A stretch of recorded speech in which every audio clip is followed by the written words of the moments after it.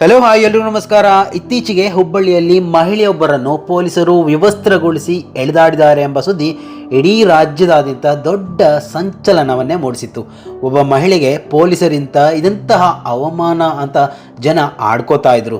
ಇನ್ನು ಜನಸಾಮಾನ್ಯರು ಮತ್ತು ರಾಜಕೀಯ ನಾಯಕರು ಪೊಲೀಸರ ವಿರುದ್ಧ ಆಕ್ರೋಶವನ್ನು ಕೂಡ ಹೊರಹಾಕಿದ್ರು. ಆದರೆ ಈಗ ಈ ಪ್ರಕರಣದ ಅಸಲಿ ಮುಖವಾಡ ಕಳಚುತ್ತಾ ಇರುವಂಥದ್ದು. ಅಷ್ಟಕ್ಕೂ ಆ ದಿನ ನಡೆದದ್ದೇನು, ಸುಜಾತ ಹಂಡಿ ಎನ್ನುವ ಮಹಿಳೆಯ ಅಸಲಿಯತ್ತೇನು, ಎಲ್ಲವನ್ನ ಈ ಒಂದು ವಿಡಿಯೋದಲ್ಲಿ ಕಂಪ್ಲೀಟ್ ಆಗಿ ವಿವರಿಸುವಂತಹ ಒಂದು ಪ್ರಯತ್ನವನ್ನು ಮಾಡ್ತೀನಿ. ಅದಕ್ಕೂ ಮೊದಲು ಈ ಒಂದು ವಿಡಿಯೋವನ್ನು, ಈ ಒಂದು ಚಾನಲನ್ನು ನೀವು ಮೊದಲನೇ ಬಾರಿ ವೀಕ್ಷಣೆ ಮಾಡ್ತಾ ಇದ್ದರೆ ದಯವಿಟ್ಟು ಸಬ್ಸ್ಕ್ರೈಬ್ ಮಾಡ್ಕೊಂಡು ನೋಡಿ. ಮಾತ್ರವಲ್ಲ, ನಿರಂತರವಾಗಿ ಅಪ್ಡೇಟ್ಗಳನ್ನು ನಿಮ್ಮ ಮುಂದೆ ನಾವು ತರ್ತಾ ಇರ್ತೇವೆ.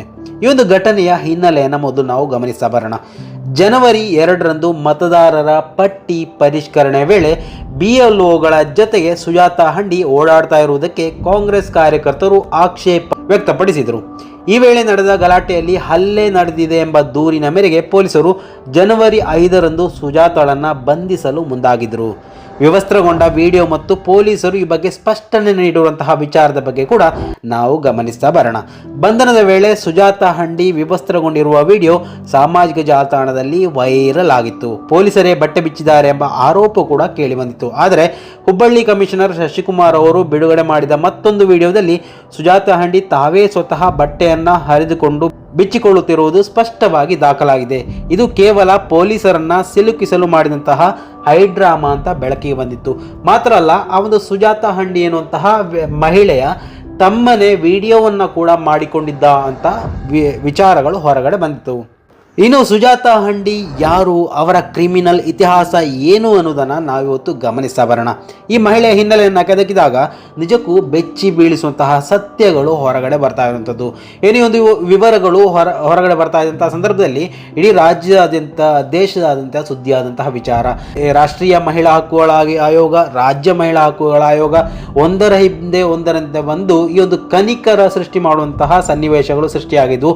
ಆದರೆ ಇವಾಗ ಬರ್ತಾ ಇರುವಂತಹ ಈ ಒಂದು ಬೆಳವಣಿಗೆಗಳನ್ನು ನೋಡ್ತಾ ಇರುವಾಗ ಈಕೆ ಇದೆಂತಹ ಮನಸ್ಥಿತಿಯ ಹೆಣ್ಣು ಮಗಳು ಅಂತ ಅನಿಸುತ್ತೆ. ನಿಮಗೂ ಕೂಡ ಇದೇ ರೀತಿ ಅನಿಸಿರ್ಬೋದು. ಹನಿ ಟ್ರ್ಯಾಪ್ ಜಾಲದಲ್ಲಿ ಸುಜಾತ ಹಂಡಿ ವಿರುದ್ಧ ಈ ಹಿಂದೆ ಹಣ ವಸೂಲಿ ಮಾಡಿದ ಗಂಭೀರ ಆರೋಪಗಳು ಕೂಡ ಕೇಳಿ ಬರ್ತಾ ಇರುವಂಥದ್ದು.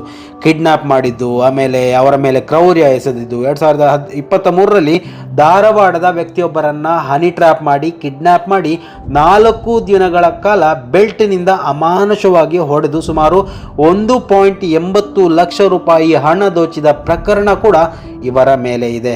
ಒಟ್ಟು ಇವರ ವಿರುದ್ಧ ಈಗಾಗಲೇ 9 ಕ್ರಿಮಿನಲ್ ಕೇಸುಗಳಿದೆ. ಅಂದರೆ ಓರ್ವ ರೌಡಿ ಶೀಟರ್ ಅಂತ ಎಲ್ಲ ರೀತಿಯಲ್ಲೂ ಉಲ್ಲೇಖ ಮಾಡಬಹುದಾದಂತಹ ದಾಖಲೆಗಳು ಇರುವಂಥದ್ದು.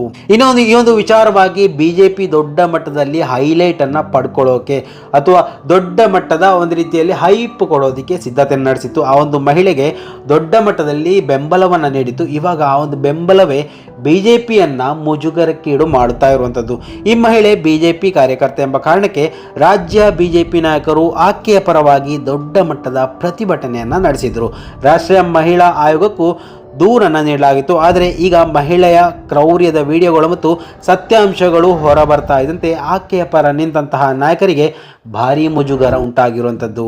ಈ ಒಂದು ವಿಚಾರವಾಗಿ ಇನ್ನು ಕೊನೆಯದಾಗಿ ಹೇಳಬೇಕಾದಂತಹ ವಿಚಾರ ಏನಪ್ಪ ಅಂದರೆ, ರಾಜಕೀಯ ಲಾಭಕ್ಕಾಗಿ ಅಥವಾ ವೈಯಕ್ತಿಕ ರಕ್ಷಣೆಗಾಗಿ ಮಹಿಳಾ ಅಸ್ತ್ರವನ್ನು ಅಥವಾ ಸಮುದಾಯದ ಹೆಸರನ್ನು ಬಳಸಿಕೊಂಡು ಇಂತಹ ಡ್ರಾಮಾ ಮಾಡುವುದು ಎಷ್ಟು ಸರಿ?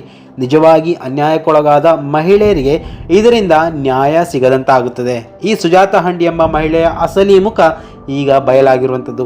ಇಂತಹ ಕ್ರಿಮಿನಲ್ ಹಿನ್ನೆಲೆಯವರ ಬಗ್ಗೆ ಸಮಾಜ ಮತ್ತು ರಾಜಕೀಯ ಪಕ್ಷಗಳು ಸದಾ ಎಚ್ಚರದಿಂದ ಇರಬೇಕಾದಂತಹ ಪರಿಸ್ಥಿತಿ ಇವಾಗ ಇರುವಂಥದ್ದು. ಸೊ ಈ ಒಂದು ವಿಡಿಯೋವನ್ನು ನೋಡ್ತಾ ಇದ್ದರೆ ನಿಮಗೆ ಏನನಿಸ್ತಾ ಇದೆ? ಸೊ ಈ ಒಂದು ವಿಚಾರವನ್ನು, ನಿಮ್ಮ ಅಭಿಪ್ರಾಯಗಳನ್ನು ದಯವಿಟ್ಟು ಕಮೆಂಟ್ ಮಾಡೋದಕ್ಕೆ ಮರಿಬೇಡಿ. ಮುಂದಿನ ವಿಡಿಯೋದೊಂದಿಗೆ ಮತ್ತೆ ಭೇಟಿಯಾಗೋಣ. ಅಲ್ಲಿವರೆಗೂ ನಮಸ್ಕಾರ.